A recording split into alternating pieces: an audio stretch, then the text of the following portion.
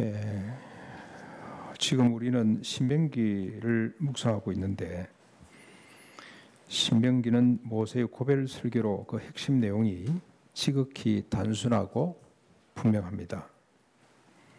이스라엘 백성은 하나님의 뜻에 의해서 하나님의 뜻을 위하여 하나님으로부터 선택을 받고 인도를 받는 하나님의 백성이다.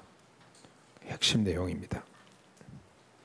그리고 그 하나님의 뜻은 이스라엘 백성들이 악하고 엄란한 가나안 땅에 들어가서 그들과 그들의 우상들을 진멸하고 613가지 명령과 규례와 법도 늘 이렇게 나옵니다. 때로는 법 그러기도 하고 규례 그러기도 합니다만 명령과 규례와 법도를 심고 가꾸는 일입니다.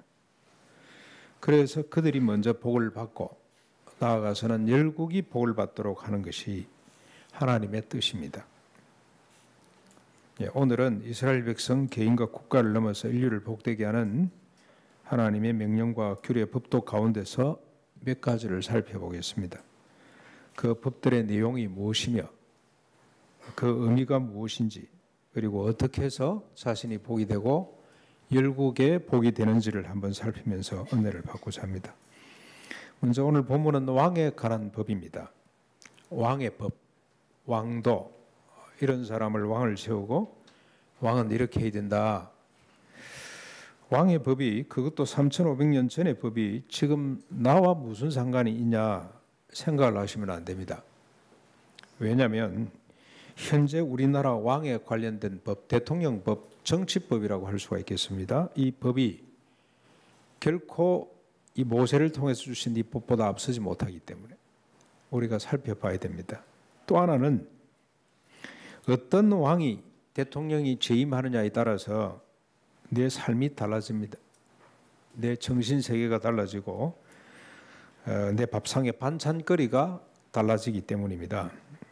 저는 이승만, 윤보선, 장면 이런 사람들은 기억이 안 납니다.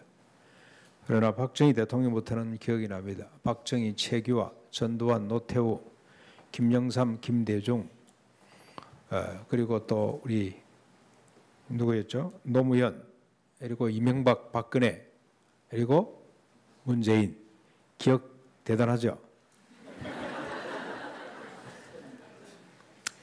내 삶에 깊숙이 들어와 있기 때문에 제가 외우려고 노력 안 해도 저절로 있습니다. 대통령이 누구냐에 따라서 저 삶이 많이 달랐고 심지어 저 신앙에까지 영향을 미쳤습니다. 박정희 대통령 때는 제가 자주 봤던 늘 보면서 도전받았던 말씀이 다르고 문재인 대통령 때 도전받은 말씀이 다릅니다. 제가 나이가 들은 연고도 있습니다만 대통령이 달라서 그러기도 합니다. 그만큼 왕 한 사람, 권력자 한 사람이 미치는 영향이 크다는 것입니다.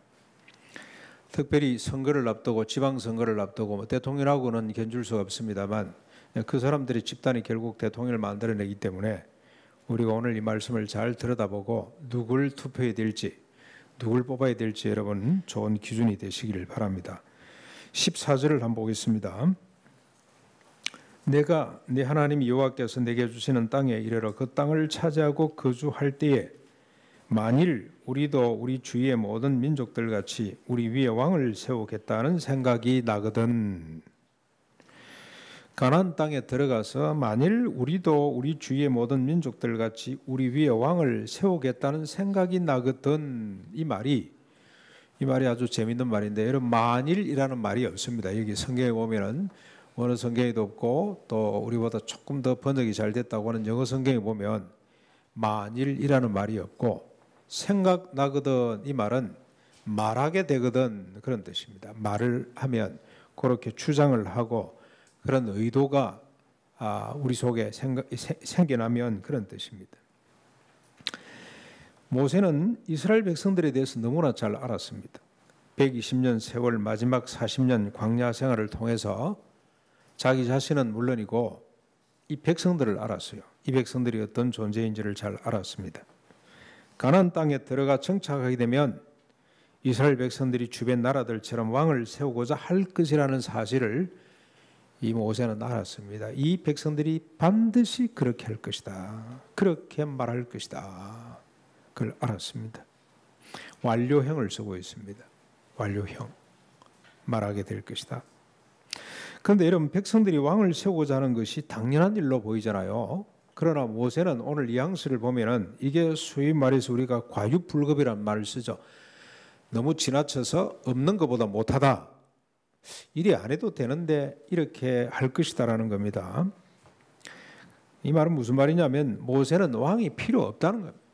왕제도, 왕의 존재 따위는 필요가 없다. 왜냐하면 이스라엘 국가가 어떤 정체성을 갖고 어떻게 나아가야 될 것인지는 여호와의 명령과 규례와 법도 가운데 이미 주어졌기 때문입니다. 그리고 12지파라는 회비체가 있고요.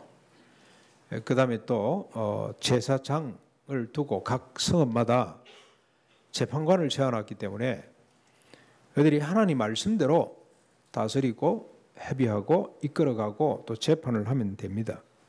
굳이 왕의 제도를 만들 이유가 없다 그런 뜻입니다. 그러나 모세는 이스라엘 백성들이 왕을 요구할 것을 알았습니다. 여러분, 이게 우리가 역사 시간에 공부할 때 국가의 발전하고 공부를 하죠. 주로 제일 초기 단계는 어떻습니까? 시족 사회. 그 다음에 이게 조금 더 커지면 부족 집단 정도로 갔다가 이게 더 이제 체제를 갖추면 어떻게 됩니까? 국가, 왕정 국가. 그래서 그 왕이 처음에는 막 시행착오를 겪다가 발전 제일 성숙한 단계에 가면 강력한 왕권, 이러면 이제 국가가 완결되는 것처럼 생각을 합니다. 그걸 모세는 다 알았어요. 인간이 그렇게 갈 것이다. 이 백성들도 그렇게 강력한 왕정 국가를 요구하게 될 것이라는 걸 알았습니다. 그래서 하나님의 감동으로 모세는 다음과 같은 규례를 정합니다. 그때가 반드시 올 텐데 그때 이렇게 하라고 주신 말씀이 15절입니다. 15절. 반드시 내 하나님 여호와께서 택하신 자를 내 위에 왕으로 세울 것이며 내 위에 왕을 세우려면 네 형제 중에서 한 사람을 할 것이요 네 형제 아닌 타국인을 내 위에 세우지 말 것이라. 왕의 조건은 반드시 형제 가운데 언약 백성 가운데 하나님이 택하신 자라야 합니다. 그래서 왕의 권력은 쟁취하는 것이 아닙니다. 똑똑한 사람이 서로 다투어서 경쟁을 내서 그걸 쟁취하는, 지금 우리 정치 체제는 그렇게 되어 있습니다만 서로 잘났다고, 서로 자기가 똑똑하다고, 내가 더 힘 있다고 그냥 피하를 하고 경쟁을 내서 한 사람이 뽑힙니다만 이스라엘 왕은 그렇게 되어 있지 않습니다. 하나님이 선택해 주는 사람. 그래서 권력은 쟁취하는 것이 아니고 주어지는 것이다. 신약에 오면 로마서 13장에도 모든 권력은 하나님께로부터 난다라고 되어 있습니다. 그래서 우리가 존중히 여겨야 된다라고 되어 있습니다. 민주주의의 한계이기도 하고. 그런데 여러분, 우리 교회도 민주주의 제도를 따르고 있습니다. 그런데 우리가 다른 것은 뭐냐면 하나님 앞에 간절히 기도합니다. 이 사람을 목사로, 담임 목사로, 이 사람을 장로로 세울까요? 이 사람을 권사로 세울까요? 우리가 다 같이 기도하고 하나님의 감동을 받고 우리가 합니다만, 우리 세상에서는 뭐 그렇게까지 할 수가 있겠습니까? 그러나 우리가 이걸 일반적으로 좀 펼치면 권력은, 이 세상의 모든 권력은 하나님께로부터 나는 것이지 쟁취하는 것이 아니다라고 한번 정의할 필요가 있습니다. 만약에 세상의 권력자들이 이런 마음을 갖는다면 그 자세가 180도로 달라질 거라고 믿습니다. 하나님이 나에게 주신 권력이다. 아니면 하나님까지 안 되면 국민이 나에게 위임해 준 권력이다. 우리 문재인 대통령이 그런 생각을 좀 잘 하고 있는 것 같기는 합니다. 그리고 아무리 실력이 뛰어나도 이방 사람을 데리고 오면 안 됩니다. 타국인을 왕으로 세우면 안 됩니다. 여러분, 저 칠레는 한때 일본 출신 하기야 뭡니까 이 주권을 갖고 이 국민이 되기는 했습니다만 일본 사람이 대통령이 되죠. 지금도 아마 그 딸이 아마 대통령으로 제가 통치하고 있다고 알고 있습니다만, 이해가 잘 안 되시면 여러분, 2002년 월드컵 때 우리 한국 축구단을 누구에게 맡겼습니까? 네덜란드 사람한테 맡겼어요. 그 이름도 유명한 히딩크입니다. 좀 있으면 히딩크 사단이 하나 생기지 않을까. 사당. 그런 생각이 듭니다만 이번 또 우리가 예선 탈락을 하고 16강에도 못 가면 아마 히딩크 이야기가 또 나올 것 같은데, 그렇게 실력이 있다고 해서 외국 사람을 데리고 와서는 안 된다. 그러니까 무슨 말입니까? 실력이 중요한 것이 아니다. 언약의 백성 하나님이 선택한 사람이 중요한 것이다. 인간적으로 실력 있는 사람이 필요치 않다는 뜻이기도 합니다. 앞에서 밝힌 것처럼 이미 백성 한 사람 한 사람과 국가 전체가 가야 할 길이 율례와 법도라는 형식으로 주어졌기 때문에 그 법도를 따르기만 하면 됩니다. 개인이나 국가 전체가 복을 받게 되고 열국이 복을 받게 되도록 되어 있습니다. 그래서 역설적이게도 인간적인 자질이나 능력이 부족할수록 더 좋을 수가 있습니다. 왜냐하면 그 자질과 능력이 많으면 하나님의 말씀을 자꾸 재단할 거 아니에요. 재단. 이게 맞나? 이래가 되냐? 하고 자꾸 충돌을 일으킬 수가 있습니다. 이게 맞나? 그래서 하나님은 모세를 통해서 이렇게 명령하셨습니다. 16절 17절이죠. 왕을 세우면 그 왕은 이렇게 하라 하고 말씀을 하신 내용인데, 그는 백마를 많이 두지 말 것이요 마병을 많이 얻으려고 그 백성을 애굽으로 돌아가게 하지 말 것이니 이는 여호와께서 너희에게 이르시기를 너희가 이후에는 출애굽한 이유를 말하는 겁니다. 그 길로 다시 돌아가지 말 것이라 하셨음이며 그에게 아내를 많이 두어 그의 마음이 미혹되게 하지 말 것이며 자기를 위하여 은금을 많이 쌓지 말 것이니라. 이스라엘에 이제 왕을 세우면 그 왕은 어떤 일을 해야 됩니까? 세 가지를 하지 말아야 돼요. 첫째는 병마를 많이 두지 말아야 됩니다. 병마를 많이 두겠다고 백성을 애굽으로 내려보내는 일이 없어야 됩니다. 이 말은 무슨 말입니까? 당시 애굽은 세계 최고의 병마단을 운영하고 있었죠. 그 자원은 어떻게 조달을 하며 어떻게 통솔하는지 배우기 위해서 유학 보내지 말라 이 말입니다. 지금도 아마 그렇게 하는 줄로 알고 있습니다만 제가 농원학교 있을 때 육군사관학교 교장 되신 분이 저희 교목방에 와서 1년 동안 계셨어요. 그래서 제가 이 학교를 한번 진단해 주십시오 그랬더니 육군사관학교에서 자기 부관이었던 한 사람을 불렀습니다. 중령입니다. 유학파입니다. 유학파. 그래서 군 형정에 대해서 전문 공부를 하고 돌아온 엘리트입니다. 지금 그분이 어디쯤 가 있는지 잘 모르겠습니다만 일주일 딱 보더니 학교를 분석을 다 합니다. 그렇게 실력 있는 사람을 키우겠다고 애굽으로 보내지 말라, 유학 보내지 말라 그런 뜻입니다. 애굽에 사람을 보내는 것은 하나님께서 금지해 놓으시기도 했습니다. 두 번째로 이 왕은 어떻게 해야 됩니까? 처첩을 많이 두지 말아야 됩니다. 여기는 아내라고 되어 있습니다만 아내는 한 사람밖에 없으니까 처첩이라고 번역하는 것이 더 옳습니다. 처첩을 많이 두어서는 안 된다. 왜냐하면 그들이 마음을 미혹해 한다. 마음이 빗나가도록 하나님 말씀에서 자꾸 떠나도록 한다. 이건 우리 솔로몬 때 경험을 해서 다 여러분 이해가 될 줄로 믿습니다. 처첩을 많이 두는 이유는 뭐죠? 자기 가신을 많이 만드는 거죠. 지금 아마 김정은이는 하루속히 아이를 낳고 싶은 마음이 간절할 겁니다. 한시라도 빨리 아이를 낳아서 키워가지고 자기 대를 이어가도록 하고 싶은 마음이 아마 간절할 거란 생각이 듭니다. 그래서 자기 여동생 김정은이까지, 누구죠? 여동생까지 자기 가신으로 최고 가까이에다 두고 나라를 통치하는 일이 벌어지고 있습니다. 그렇게 하지 말라는 겁니다. 세 번째로 자기를 위하여 은금을 많이 쌓지 말아야 됩니다. 정치 자금을 많이 갖지 말라는 뜻이죠. 여러분 이 말씀을 가만히 보면 세상의 상식과 논리와는 완전히 반대입니다. 세상에서 제대로 왕이 되고 역할을 하기 위해서는 어떻게 해야 됩니까? 할 수만 있으면 마병을 많이 둬야 돼요. 병마를 많이 둬야 됩니다. 할 수만 있으면 처첩을 많이 두어서 자기 가신을 늘려야 돼요. 할 수만 있으면 자기를 위하여 은금을 많이 쌓아둬야 됩니다. 정치 자금을 갖고 있어야 돼요.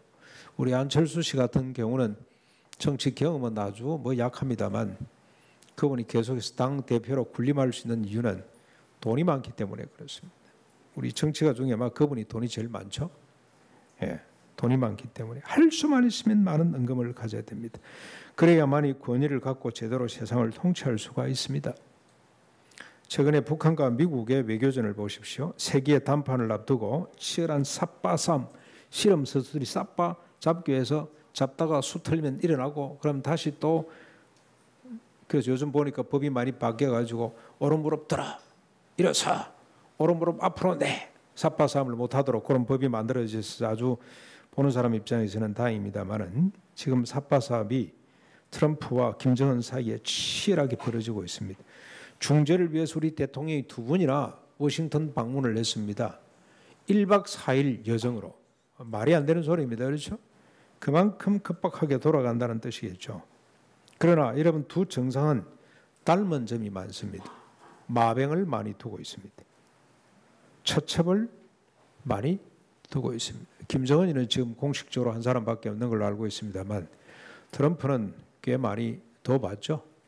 지금은 한 사람을 두고 있습니다만 그리고 또 하나 닮은 것이 있습니다. 자기를 위해서 은금이 엄청나게 많습니다. 그런데 한쪽이 자기를 위한 은금이 지금 다 떨어졌습니다.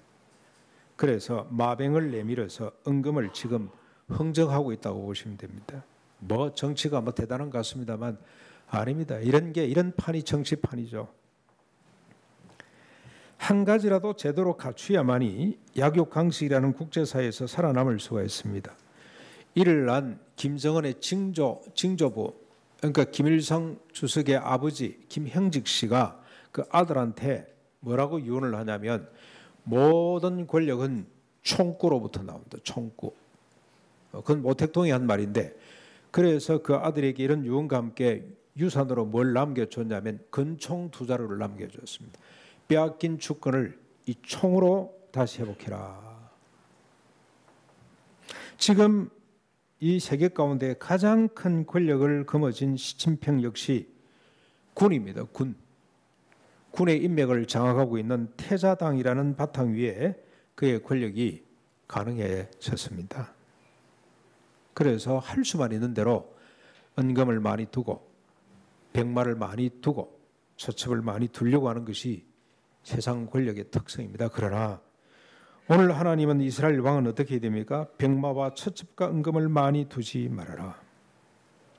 힘과 권력을 축소해라 그런 뜻입니다. 있기는 너희들이 하려면 하기는 하되 축소된 권력을 갖도록 해라. 여러분 한번 생각해 보십시오. 3가지 권력 중에 어느 권력이 제일 센 것 같습니까? 은금이 없으면 백마와 처첩 얼마든지 은금만 있으면 백마와 처첩을 얼마든지 누릴 수가 있어요. 그런데 은금이 없으면 백마도 운영이 안 됩니다. 처첩을 둘리어 둘 수도 없습니다. 그래서 은금에 대해서는 수식 하나가 붙어 있죠. 너희를 위하여 은금을 많이 두지 말아라. 그러므로 여기서 말하는 권력이라는 것은 자기를 위한 권력을 말한다고 할 수가 있습니다. 자기를 위하여 갖는 권력. 왜 하나님은 왕이 자기를 위한 권력을 갖지 못하도록 하셨는가? 왜 이걸 갖지 못하도록 하셨는가? 그 이유를 약 500년 후에 나타난 사무엘이 정확하게 꿰뚫고 있습니다. 이 사무엘 때 왕이 세워집니다만 백성들이 사무엘에게 찾아와서 이제 당신 나이도 많았고 당신 자식들 보니 아무도 당신을 닮은 사람이 없고 그래서 우리에게도 왕이 필요하다. 왕을 세워달라고 했을 때 그때 사무엘이 한 말입니다. 안 된다 그랬다가 이 사람들이 때를 쓰니까 하나님 앞에 기도합니다. 하나님 어떻게 할까요? 그랬더니 하나님이 백성들의 원대로 왕을 세워라. 그러나 네가 한마디 해라 라고 했습니다. 그때 한 이야기입니다.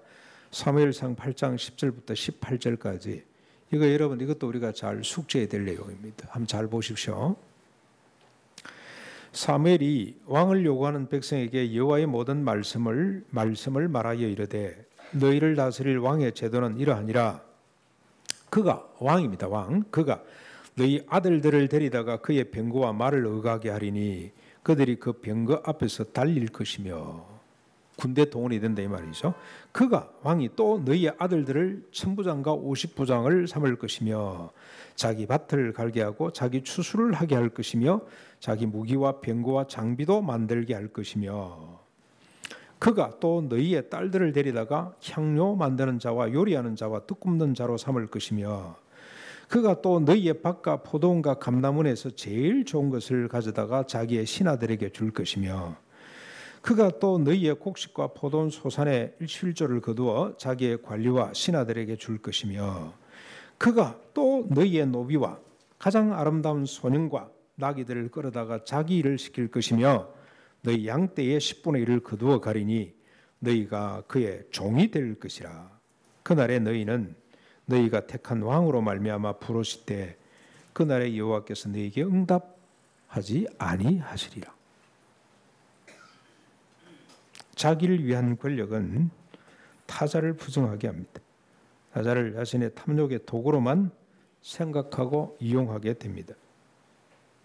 그런데 여러분, 이 권력은 한 인간으로 말미암아 만들어지는 것이 아니고 모든 인간에 의해서 만들어집니다. 여기 최고 권력자 밑에서 관리하고 백성들의 좋은 것을 받아 세금으로 받아 챙기는 이런 사람들 권력이 영원했으면 하는 생각이 들겠죠? 그런 생각이 들지 않겠습니까? 그래서 권력은 한 사람에 의해서 절대로 만들어지지 않고 이 땅의 모든 인간에 의해서, 이 말은 모든 인간은 권력 지향적인 욕망을 갖고 있다라고 보면 됩니다. 권력은 정치 권력만 있는 것이 아닙니다. 모든 인간의 영역 가운데 권력이 있습니다. 문화 권력이 있고 지식, 경제 권력이 있습니다. 지금 우리 주변에 일어나는 미투, 갑질, 특징이 뭡니까? 권력의 폭력입니다. 권력에 의해서 저지러지는 고통이라고 할 수가 있습니다. 그런데 참 재밌게도 정치 권력은 심판이 가능합니다. 선거를 통해서 바꾸면 됩니다. 그러나 경제 권력은 잘 바꿔지질 않습니다. 그만큼 힘이 세다는 겁니다. 우리 장로님하고 또 장로님을 도와서 우리 윤영대 씨라고 하는 분이 투기자본감시센터라는 민간단체 활동을 합니다. 이 금융, 자본을 좀 제대로 사용하도록 하자. 투기성 자본을 막아보자. 그래서 여러 사람을 고발을 했습니다. 그런데 재작년에 정치 권력자들을 고발을 하면 하나같이 방송들이 보도를 해줬습니다. 덕분에 옆에 서 있다가 저도 신문에 나기도 했습니다. 옆에 괜히 서 있다가 우리 장로님 옆에 이 현수막을 들어야 되는데 사람이 없다 그래가지고 제가 따라 나와서 한번 들어줬다가 크게 사진에 나와가지고 그것 때문에 시험 든 사람도 있기는 합니다만 여러분 그렇습니다. 근데 올해 작년에 들어와서 경제 권력을 휘두르고 있는 사람들을 고발을 했어요. 신문에 단 한 줄도 써주지 않습니다. 그렇게 이 사람한테 오히려 정보를 요구했던 언론들이 단 한 줄도 써주지 않습니다. 김현장 그리고 또 지금 경제 권력을 거머쥐고 있는 사람들, 삼성의 실력자들 고발을 해도 실어주지를 않아요. 그만큼 세상이 경제 권력으로 돌아가고 있다는 반증입니다. 그래서 하나님께서 부득이하게 그 백성 위에 왕을 세울 때 그의 권한을 제한하거라. 백마를 많이 두지 말아라. 처첩을 많이 두지 말아라. 은금을 많이 갖지 못하도록 해라라고 제안을 하셨습니다. 대신에 그의 권력의 방향을 어디로 향할 것인지를 분명하게 밝히고 있습니다. 18절, 19절입니다. 같이 한번 보실까요? 여러분 우리 이건 같이 한번 읽어보겠습니다. 시작. 그가 왕위에 오르거든 이 율법서의 등사본을 레위 사람 제사장 앞에서 책에 기록하여 평생에 자기 옆에 두어 읽어 그의 하나님 여호와 경외하기를 배우며 이 율법의 모든 말과 이 규례를 지켜 행할 것이라. 왕이 할 일이 뭐냐? 율법책을 옆에 두고 복사를 해서 그 제사장이 감독하래 율법책을 자기 직접 써가지고 옆에다 두고 읽어야 됩니다. 그래서 하나님 여호와 경외하기를 배워야 됩니다. 그리고 모든 율법과 규례를 지켜 행해야 됩니다. 하나님을 경외하기를 배운다는 것은 자기 훈련을 말합니다. 1차적으로 왕이 자기 훈련이 돼야 돼요. 하나님 말씀을 읽을 때마다 발견되는 자신의 탐욕을 두렵게 여기고 배운다는 말은 뾰족한 막대기로 찔러 소멸시킨다는 뜻입니다. 그게 배운다는 뜻이에요. 하나님 말씀에 비추어서 자기가 잘못된 걸 발견할 때마다 그걸 그냥 내버려 두지 말고 뾰족한 막대기로 찔러서 소멸시키는 것. 그거부터 하고, 그리고 율법의 모든 말과 규례를 지켜 행한다는 말은 심고 가꾼다는 뜻입니다. 자기 정치 영역 가운데, 이 자기 영토 가운데 모든 국민들 속에 하나님 말씀 613가지를 심고 가꾸는 일이 왕이 되어야 될 일입니다. 권력의 역할은 하나님의 뜻을 이 땅 위에 심고 가꾸고 풍성한 열매가 맺도록 하는 것입니다. 그랬을 때 풍성한 열매가 나타나게 되는데 모든 인간이 존엄성을 갖고 행복하게 사는 세상이 됩니다. 모든 인간이 일평생도록 아름다운 밀과 포도주로 배를 채우고 처자식과 함께 누우니 두렵게 할 자가 없다. 이 말씀들이 계속 나오죠. 그런 세상이 됩니다. 짐승들조차도 존엄성을 갖고 안전하게 살 수 있는 세상을 만들게 된다는 겁니다. 이런 권력이 가능이나 한가? 어떻게 권력을 발휘해서 이런 결과를 얻을 수가 있는가? 20절 말씀이죠. 그러면 그의 마음이 그의 형제 위에 교만하지 아니하고 이 명령에서 떠나 좌로나 우로나 치우치지 아니하리니 이스라엘 중에서 그와 그의 자손이 왕위에 있는 날이 장구하게 될 것이다. 이렇게 축소된 권력, 그 권력으로 하나님의 뜻을 행하면 우선 왕이 그 형제 위에 교만하지 않게 된다는 겁니다. 교만하다는 것은 스스로 높아져서 군림하는 걸 말하죠. 억압하고 착취하는 이런 행위가 없어진다, 그런 뜻입니다. 그리고 우왕좌왕하지 않습니다. 정책이 우왕좌왕하지 않게 됩니다. 지속 가능하고 예측 가능한 정책들로 인해서 왕과 백성들이 평안하게 된다는 겁니다. 여러분, 우리 두레교회 성도님들도 초등학교 때까지는 이상적으로 한번 자녀를 키워보고 말씀대로 해보자 그래서 안식이라도 쉬게 하고, 맞아 안식일에 아이들 쉬어야 돼, 그러다가 중고등학교 올라오면 그게 무너집니다. 우선 대학이라는 것 때문에 마음이 많이 약해집니다. 막 흔들립니다. 특별히 우리를 더 혼란케 만드는 것은 대학 입시 제도입니다. 해마다 바뀌어요. 해마다 바뀌어서 정보를 모르면 점수를 갖고도 대학을 못 보내요. 그래서 그 정보를 어디 누가 소개한다 그러면 인산인해를 이룹니다. 와 몰려와서 정책이 하루아침에 바뀌고, 또 지금 싸움 중에 있죠. 입시제도 어떻게 개선해 보겠다고 위원회를 만들었는데 그 위원회를 신뢰를 하니 안 하니 해가지고 얼마나 혼란스러운지 모릅니다. 그런데 우리가 하나님 말씀대로 살면 그런 혼란을 다 잠재울 수 있습니다. 걱정할 것 없습니다. 어디로 갈지, 뭘 해야 될지, 입시 제도를 어떻게 해야 될지, 어느 대학으로 가야 될지, 뭘 입어야 될지, 뭘 먹어야 될지 도무지 염려하지 않게 된다는 것입니다. 그런 왕을 백성들이 신뢰하고 그의 왕조가 장구하게 된다는 말입니다. 그러면 여러분 또 하나 우리가 생각을 해보십시다. 대간절 하나님의 율례와 법도 규례가 무엇이기에 이런 일이 가능한가? 이렇게 안정되고 복받는 세상이 될 수가 있는가? 지난주에 묵상한 법들 중에 몇 가지만 살펴보시면 여러분 이 법 하나하나만 해도 어마어마하게 우리가 묵상거리가 되고 연구거리가 됩니다만 오늘은 그냥 뭉뚱거려서 크게 몇 가지 법만 소개를 하겠습니다. 15장 1절로 11절 빚탕감법이 있죠. 부채탕감법이 있습니다. 매 7년 끝에 빚을 면제해 주어야 됩니다. 채권자는 채무자에게 독촉하지 말아야 됩니다. 성중에 가난한 행자가 있으면 마음을 완악하게 하지 말며 손을 움켜쥐지 말고 그들의 필요를 반드시 빌려줘야 되고요. 면전이 되면은 궁핍한 형제를 향해서 눈으로 바라보며 아무것도 주지 아니해도 악한 눈으로 바라보는 것도 허용이 안 됩니다.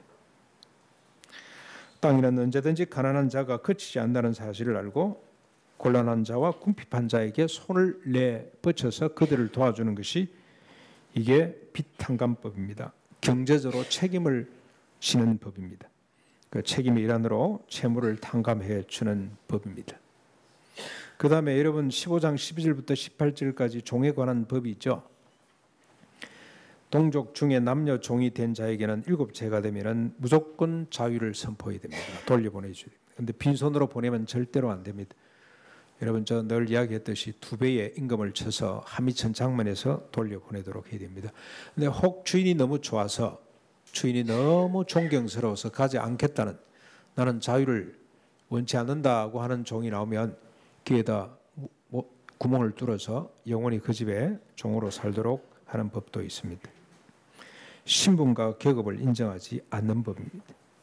어떤 신분과 계급이 아예 발생하지 않도록 하는 법이라고 할 수가 있습니다.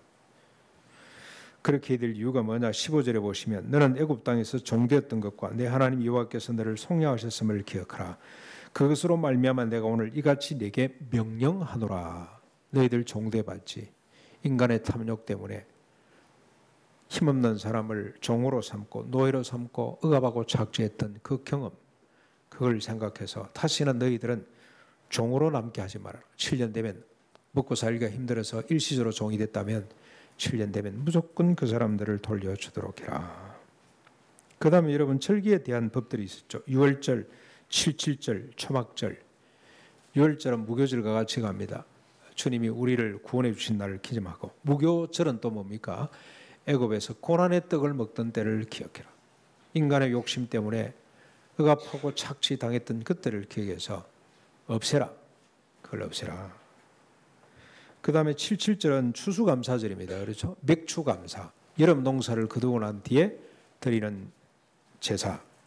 그 다음에 초막절은 가을 농사를 거두고 난 뒤에 수장절을 거르기도 하는데 마지막 한 해 농사를 마무리하고 그걸 창고에 다 드리고 난 뒤에 하나님 앞에 드리는 감사 절기입니다. 일주일 동안 해야 됩니다. 장막 속에 살면서 일주일 동안 이 절기를 지켜야 되는데, 여러분 이 세 가지 절기의 특징이 뭡니까? 반드시 누구와 함께 해야 됩니까? 자기 자식들과 고아와 가부와 성중에 거하는 격들과 그리고 레위지파 사람들을 함께 초청해서 먹고 마셔야 됩니다. 감사하는 의미이기도 하고요. 둘째는 사회적 약자를 돌아보게 하는 법이 절기입니다. 절기. 반드시 그렇게 해야 됩니다.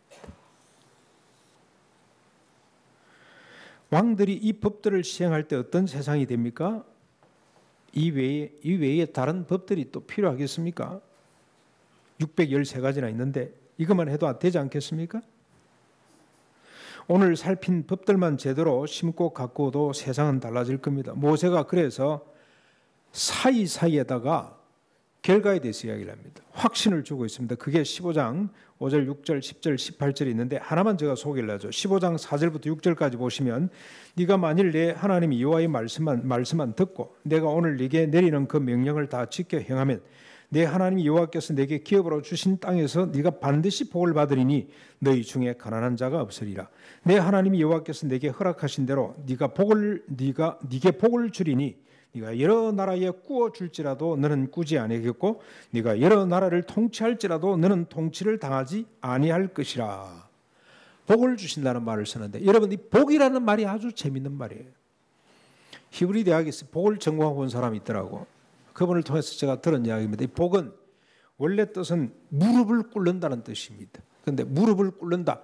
여기 복이라는 말이 무릎 꿇는다는 말이에요. 그런데 누구에게 어떻게 무릎을 꿇냐면 왜 꿇냐면 첫째는 하나님께 무릎을 꿇는 거. 하나님이 주신 은혜가 너무 커서 무릎을 꿇고 그다음에 사람이 나에게 무릎을 꿇는 걸 말해요. 사람이 나를 향해 무릎을 꿇는 거. 왜 그렇습니까? 그 사람들이 나를 통해서 은혜를 너무 많이 받았기 때문에. 하나님이 주신 복을 내가 사람들에게 나누어 주어서 내가 하나님께 무릎을 꿇고 사람들이 나에게 무릎을 꿇게 만드는 것이 그게 복입니다. 복. 너희들이 613가지 말씀대로만 행하면 이런 복을 누리게 될 것이다. 그래서 너희들이 복을 받고 하나님께로부터 복을 받고 세상 열국이 너희들 때문에 복을 받는 아름다운 일이 나타나게 될 것이라고 그랬어요.